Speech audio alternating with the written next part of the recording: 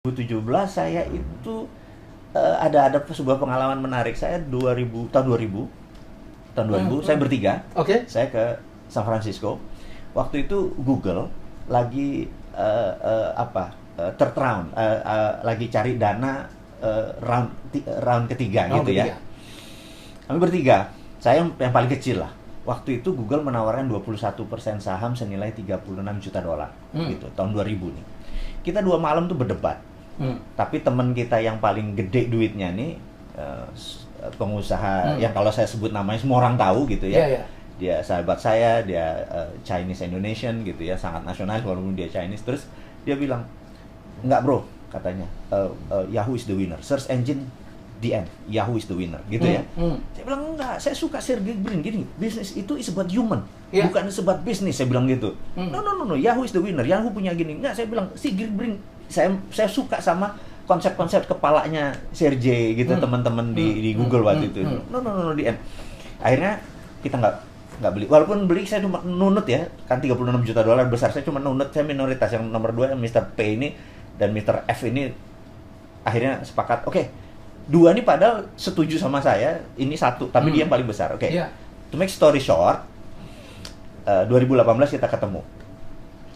Nilai Google Alphabet sekarang namanya adalah 1000 billion. Kita bilang kalau kita punya 21% kita lebih banyak dari APBN gitu. Oke, itu Kadang-kadang dalam hidup begitu ya. Ya dalam hidup begitu. Oke. Tapi terus 2017 apa yang saya lakukan? Saya merasa gini. Saya di Kementerian Pertahanan, saya di dunia shadow itu udah lama. Brother Helmi tahu sekali. Nah, kita tahu bahwa tahun tahun 65 pemerintah Amerika ini merasa begini. Kita perlu bentuk komunikasi lain di luar PSTN. Dulu kan PSTN, telepon rumah dulu PSTN, jalur kabel itu. Nah, dari tahun 65 mereka membuat survei, tahun 69 akhirnya mereka meluncurkan yang namanya internet, WWW. Jadi sekarang ini baru 51 tahun internet itu. Jadi mau itu Alibaba, mau itu Tencent, mau itu Tokopedia, apapun itu Amazon harus lewat WWW. Bener nggak? Artinya, dan siapa yang buat? Yang buat DoD, Department of Defense Amerika. Jadi selama Anda pakai internet, lupakan Anda bilang, wah China is the best information, dia menguasai. Selama pakai itu, datanya diambil, selesai ya, itu kita end of discussion. Jadi, saya merasa waktu itu, di tahun 2017 ini lagi tenger-tenger yang, ini negara kok, karena mungkin terlalu sibuk ngurusin yang lain, sehingga lupa di sini ada yang lagi menari gitu ya, lagi pesta. Saya merasa gini, kayaknya, saya lihat blockchain is the winner. Blockchain is the winner? Iya, jadi saya pikir ini akan menjadi, saya teringat waktu dulu search engine Yahoo is the winner, tapi kalau tanya umur sekarang, anak-anak sekarang Yahoo yang mana Pak gitu kan? Karena mereka lebih kenal Google gitu. Nah, saya merasa sekarang ini bahwa blockchain is the winner. Cuman saya study apa sih blockchain itu, bener nggak? Saya kirim 30 orang, ada yang ke Jepang 3 bulan, ada yang ke Jerman, ada yang ke Las Vegas, dan belajar. Akhirnya saya tahu bahwa Bitcoin is blockchain, tapi blockchain bukan Bitcoin. Apa maksudnya? Jadi Bitcoin bukan blockchain, tapi blockchain. Jadi Bitcoin itu adalah blockchain. Platformnya blockchain kan? Blockchain. Nah, orang kan kenalnya blockchain adalah Bitcoin. Yang Bitcoin itu darlingnya aja. Nah, jadi Bitcoin adalah blockchain belum tentu Bitcoin. Saya mau pelajari blockchain, bukan pelajari Bitcoin nih, mau belajar. Oh, ternyata dia itu adalah kayak orang arisan. Kita bertiga, misalnya saya, Mas Helmi, Mas Randy bertiga, kita arisan. Kita ngocok, terus keluar Mas Randy. Ya, kita sekarang bulan ini Mas Randy yang dapat. Itu namanya Trusted Open Ledger. Kita sepakat Trusted Open Ledger. Ledgernya pembukuannya terbuka. Nah, Trusted Open Ledger begini kalau dipakai, regulator nggak diperlukan karena kita bersepakat. Terus regulator mau ngapain, orang kita sepakat kok dia menang gitu. Nah, itu yang Anda pelajarin. Itu yang pelajarin. Mas Owi, ini kan yang nonton kita kan macam-macam, Pak. Yes. Barangkali bisa nerangin blockchain itu apa sih? Nah, saya tidak berusaha menjelaskan itu sebagai teknologi. Jadi blockchain itu adalah simpel aja dengan bahasa yang simpel. Open ledger. Pembukuan terbuka. Hanya itu aja kalau itu.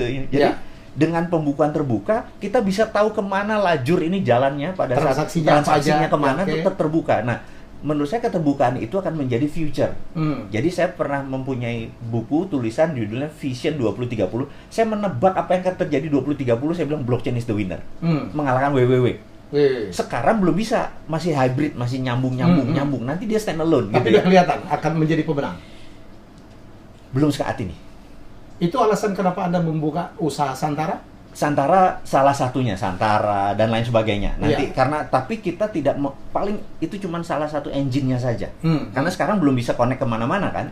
Tapi itu masih terbatas. Terbatas, nanti itu akan membesar gitu. Itu alasan saya membuat itu. Nah, jadi makin lama dunia akan makin kehilangan power dari uang kertas dan sebagainya, Pak. Setuju. Semuanya digital. Setuju. Nah, digital itu perlu ledger yang terbuka kan? Ledger yang terbuka. Jadi nggak bisa printing money seenaknya kayak sekarang ini. Jadi kita cerita dulu tentang Bitcoin. Bitcoin adalah sekelompok anak muda yang tidak percaya sama currency. Jadi dia nggak percaya sama yen, nggak percaya sama Amerika, dolar nggak percaya.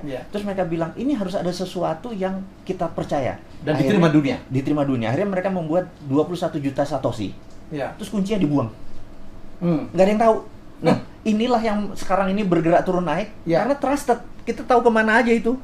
Itu yang namanya Bitcoin. Nggak ada underlayingnya. Tapi underlayingnya adalah algoritma. Ini kan future sekali gitu ya. Future sekali. Nah, itu bikin 2009. Jadi Bitcoin sendiri baru 10 tahun. Ini dan dianggap sebagai currency terkuat ya. Saat ini di dunia digital dia di respect lah. Makin lama makin tinggi. Karena itu sewaktu kaum Bilderberg, The Have, tahun 2017-2018 di Davos, mereka dikritik bahwa mereka adalah 0,01% manusia tapi menguasai 90% hajat hidup, bukan materi ya, hajat hidup. Contoh gini, 0,1% ini bayangin, kalau kita adalah yang punya IG, yang punya Facebook, yang punya WhatsApp, namanya Mark Zuckerberg. Yang satu kan yang punya. Terus dan dia menguasai hajat hidup kita. Iya, terus yang punya Google, yang punya segala macam, itu bergabung kan cuma 0,01% yang namanya keluarga Bilderberg ini. Itu kalau ke depan mereka mau membuat Libra sebagai trusted open ledger-nya mereka ini. Waktu itu ditolak sama World Bank, ditolak sama IMF, ditolak sama semua negara, mereka marah. Jadi kalau teori konspirasinya sekarang adalah corona ini kalau mereka yang nyetel gitu ya. Teori konspirasi lagi menarik.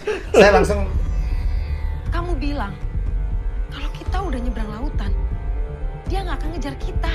Urus anak gitu aja nggak bisa. Ini semua gara-gara kamu.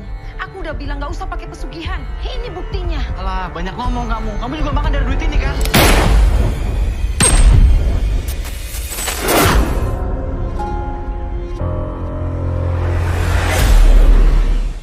Sas, pergi dari sini, Sas.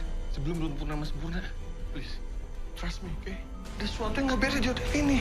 Sashi, Sheila.